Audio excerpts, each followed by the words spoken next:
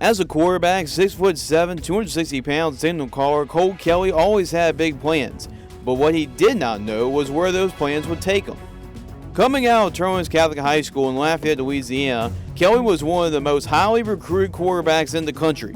Over his stellar career, the four-star recruit threw for 6,000 yards and 55 touchdowns. With all the early success, the toughest task at an early age for Kelley was how to handle that success.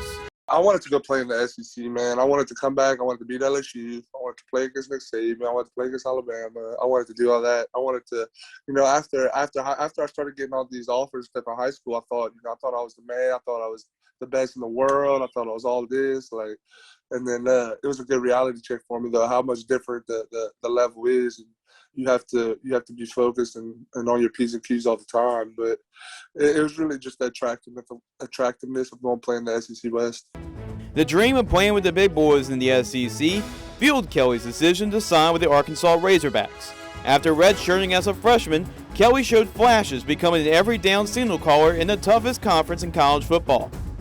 Over a two-season period, the former Terrence Catholic Rebel threw for 1,483 yards and 13 touchdowns with the Razorbacks. Despite the highs, such as leading the team to come-from-behind victories against Ole Miss and Coastal Carolina, Kelley decided that he needed to find another destination in order to get the most of his talents. It was a lot of fun, to be honest. It was a lot of cool experiences that I will cherish for the rest of my life and stuff. I always tell people it would have been a hell of a lot more fun if we'd have been winning, because that's really the main thing I care about, But now that I've kind of gotten older and looking back, I do cherish those moments. I got to go play in a lot of cool stadiums, play against a lot of big guys, and just play at the top level there is. After transferring from Arkansas, Cole Kelley was trying to find himself a home. Little did he know that home would be right here at Southeastern Louisiana University. And with help from a former Terrence Catholic quarterback himself and NFL quarterback, Kelley decided to take his talents to Hammond, Louisiana. And Cole was at a crossroads. I'll be very honest. He wasn't sure where the next path would lead. And to be able to go and play immediately at that point, it was going to have to be at the FCS level. And selfishly, I would have loved to have seen him to come to UL, but he would have had to sit out a year. And that just, at that time, you want to go and play. And I have been knowing Frank Selfo for many, many, many years. And I think Frank is a fantastic coach, but I think he does a great job with quarterbacks. Kelley took the advice of Delhomme along with his high school football coach, Sonny Charpentier, and bought the pitch from Coach Selfo to transfer to Southeastern. The genuineness of Coach Selfo really was attractive to me because, I hadn't really always had that from a head coach so far in college, and that's no disrespect to anybody else, but he's a very genuine person. He's a very real person, whether it's good news or bad news, and you appreciate that in this game, in this business. Although most quarterbacks transfer to immediately play, Kelley had tough competition coming into Southeastern, bound with fellow Division I transfer and former Fresno State quarterback chasing Virgil for playing time. According to Coach Selfo, Kelley not only accepted his role, but thrived in it. I think that they made each other better. Chasen had been here for a year, and he kind of understood a lot of things that were going on and what we were trying to accomplish. He knew the players. He had a relationship with those guys. Cole was new coming in, so he had to compete. And like I said, Chasen ended up being the starting quarterback and our leader as a senior. But Cole was very valuable to us that entire season, getting us into the playoffs, winning the first round, things like that. So I think, when you look at it, it's a great compliment for each other, but it was even better that those two were able to work together like they did. It looked like Kelley was going to finally get his chance the very next fall as the starting quarterback of Southeastern, until COVID-19 halted all sporting activities, and as a result, the usual fall season would be pushed to the spring. For Kelley, it was another obstacle to overcome. It was very difficult. It's very tough on your mind. The off season is the longest season. You're just grinding for a long time to go in and reap the benefits on Saturdays, and then we got that taken away from it. When the spring football season came, nobody anticipated more than Cole Kelley. This past 7-game season, Kelley was one of the hottest quarterbacks in all of the FCS.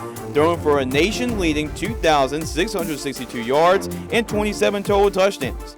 Kelley was also the third ever Lions quarterback to be named a finalist of the coveted Walter Payton Award, which goes to the best FCS player in the country. Despite all the success this season has provided for the FCS All-American, Kelley believes that it was a season of what-ifs for the Lions. We went 4-3, and to me that, in my opinion, we could have easily been 7-0. We lost to two teams that were in the final 8 in Sam Houston and Southern Illinois by one possession, and another good UIW team. But in my opinion, we could have easily been 7-0.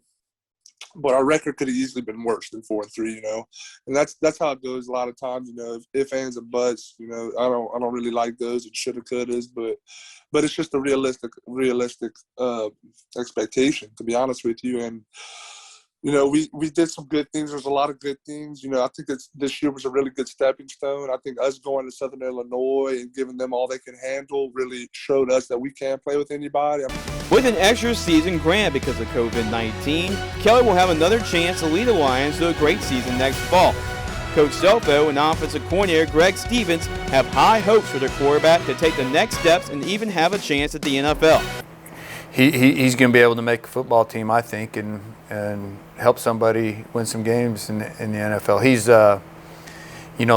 Cole's got all those intangibles, and he's a very quick processor, like I said, accurate thrower.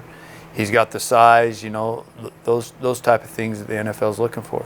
When you see what he's done from 2019, the fall of 2019 to the spring of 21, you saw a huge amount of growth. Not only in his habits, his work ethic, and things like that, but in the way he's captured the locker room from a leadership standpoint. So you want to see that continue to grow. Now we got a short window. We got 3 months and we're starting back up again, or 2 months really, and we're starting back up again. So I think that time there's a crunch and there's a sense of urgency, and he understands that. Kelley has shown immense growth over the course of his career and has appreciated the long and winding journey to where he is now. That's kind of how life goes. You're going to be faced with adversity all the time. It's really how you respond that defines who you are. The old saying goes is that it is not the destination that matters, but it's the journey. And for Southeastern quarterback Cole Kelley, it was a long and treacherous journey. But in the end, it has made the destination worthwhile. For the Big Game, I am Jace LeJeune.